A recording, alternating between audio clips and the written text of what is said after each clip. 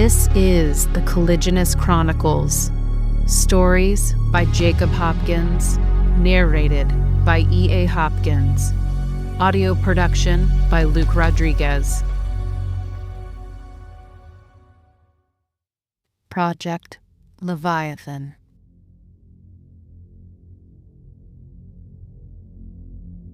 In the early 1960s, the government of the United States had become aware of a series of scientific expeditions to the Mariana Trench being conducted by the Soviet Union. The exact purpose of these expeditions was unclear. However, from what the intelligence community was able to gather, they seemed aimed at researching depths, temperatures, and studying the environmental factors located at the deepest point on Earth. The situation was deemed a monitor-only event for the time being. Soviet activity at the Mariana Trench increased, with expeditions spending longer time at depth. By 1964, they began to send down live animals, similar to what they were doing in their space program. This would progress until the first three-man crew would descend in early 1965. The scientific fleet was also growing. Larger, more advanced vessels went from spending a couple of weeks on location to spending upwards of 2 months. That is, until the tragedy of May 1965. A three-man Soviet crew had been at the bottom of the ocean for an hour when all contact was lost. Multiple attempts to locate the deep-sea submersible were made, but were called off once debris began to surface. It was assumed that a flaw in the hull had led to an implosion, proving fatal for the three on board. This accident marked the end of Soviet testing at the Mariana Trench.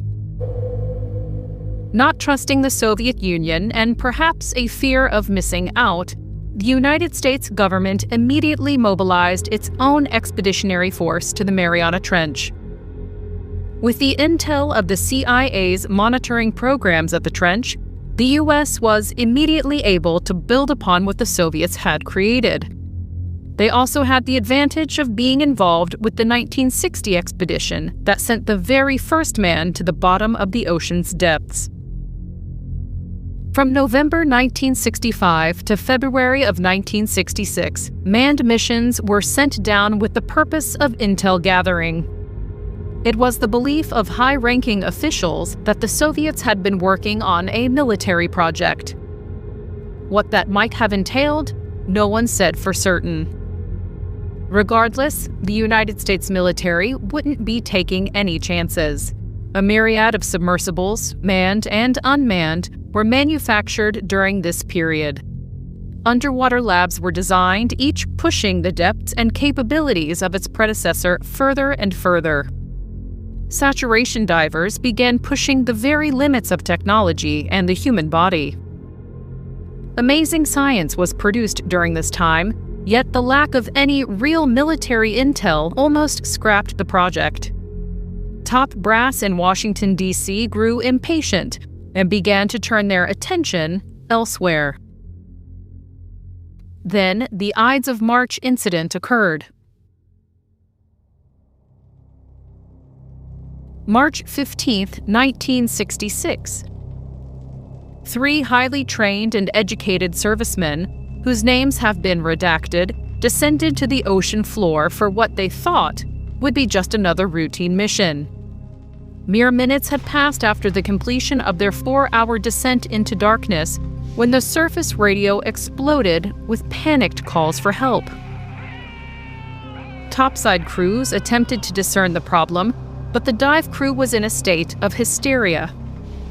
With limited information available to them, Topside immediately began the process of bringing the submersible to the surface. It was a slow process made even more difficult by the constant screams coming through the communications radio.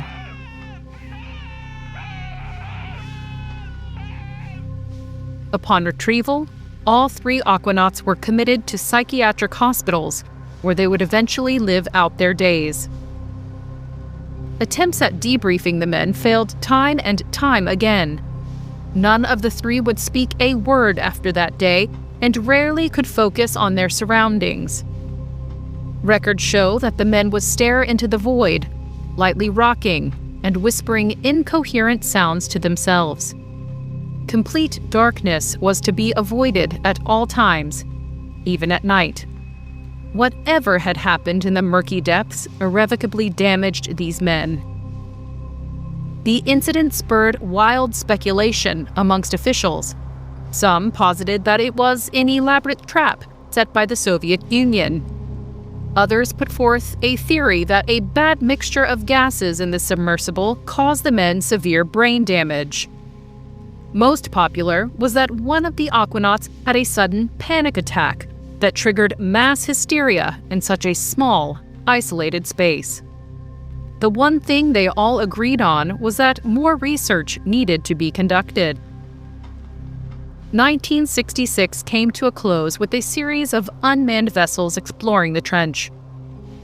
These crude instruments provided little data that was either new or of interest to the U.S. government. An occasional new deep-sea species of fish or squid had no military application as far as the U.S. was concerned. Furthermore, the unmanned vessels were complicated to run and quite expensive to manufacture and maintain. It is not surprising that by 1967, manned missions were being prepped once again. What is surprising is the continued fascination with the Mariana Trench at this point in time. It is unclear what findings they had gathered at the bottom of the world, but clearly, it was enough to keep funding flowing to an immensely expensive operation in the midst of the Vietnam War. At a time when U.S. ground forces were undersupplied, millions of dollars were sent to the dark abyss of the ocean. And the question remains, why? Little is known about the remaining missions of what was called Project Leviathan. It is believed that most of the records were permanently destroyed or locked away in some government black site.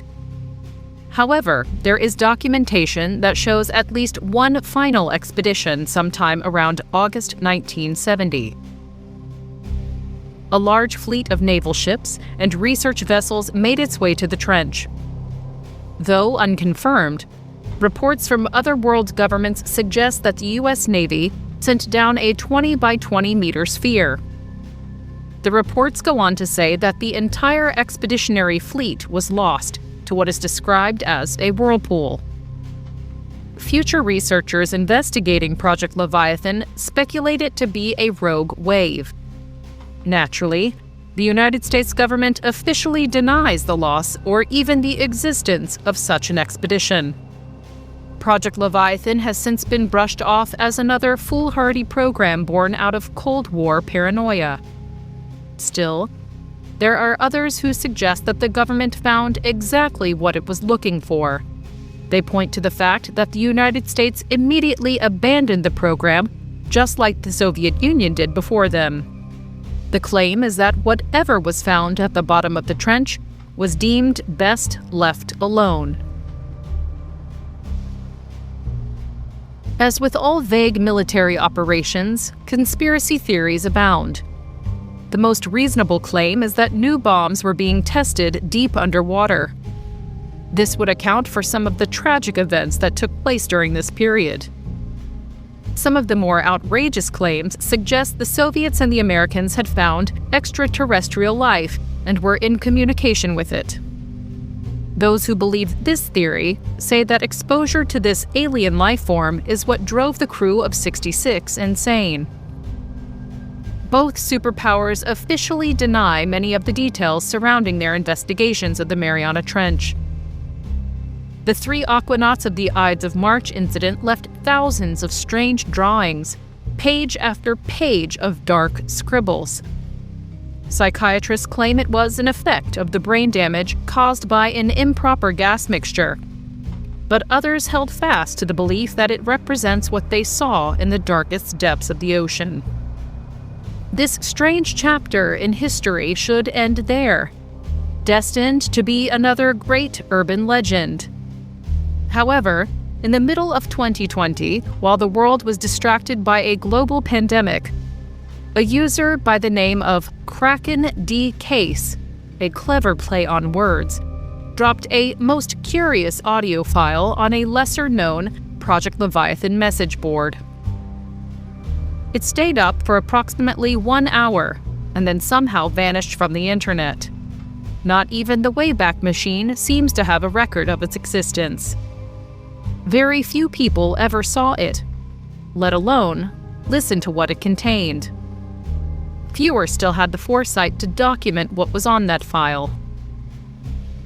The following transcript is what has been gathered. Doctor.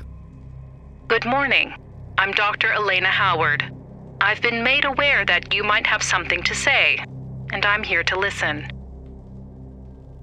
Alan. Yes, are we safe? Doctor. Quite safe, I assure you, Alan. Take your time. We are in no rush. Alan. Dark. So very dark. Doctor. What is dark?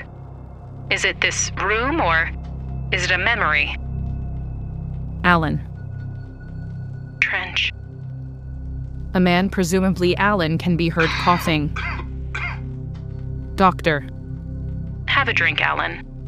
There's no need to rush. Alan.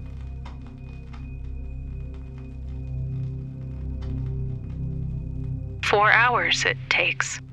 4 hours. In a tiny metal tube. Barely big enough for 2 of us, let alone 3.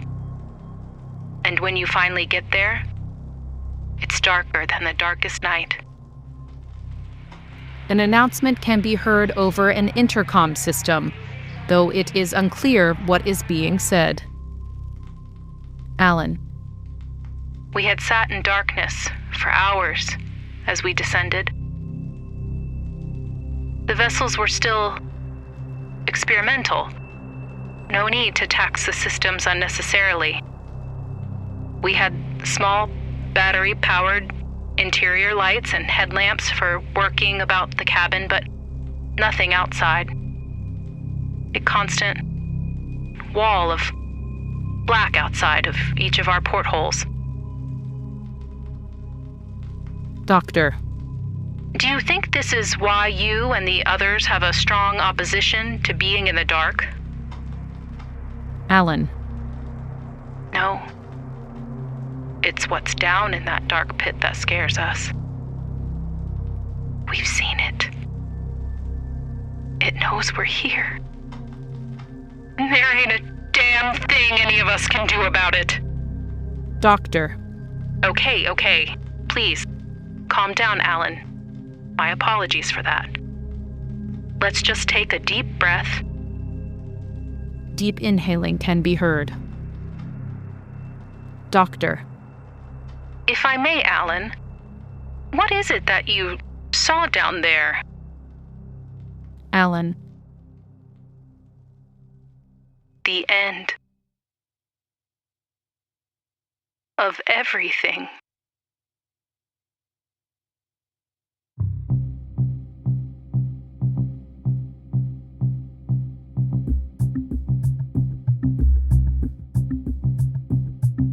Thank you for listening to this episode of The Caliginous Chronicles. We would like to thank our newest patrons, Joe, Julie, and John. Thank you for supporting us. We appreciate it so much. Also, a quick shout out to our OG Patreon patrons, Mike and Patrick. Thank you, guys. If you would like to support our podcast, go to patreon.com/CaliginousChronicles to learn more about our patron-only offerings, including early access to episodes, digital copies of the stories, and my personal favorite, behind-the-scenes bonus episodes, where we tell you more about each story and making up the episode. We greatly appreciate all of our listeners. Thank you for listening to the Caliginous Chronicles.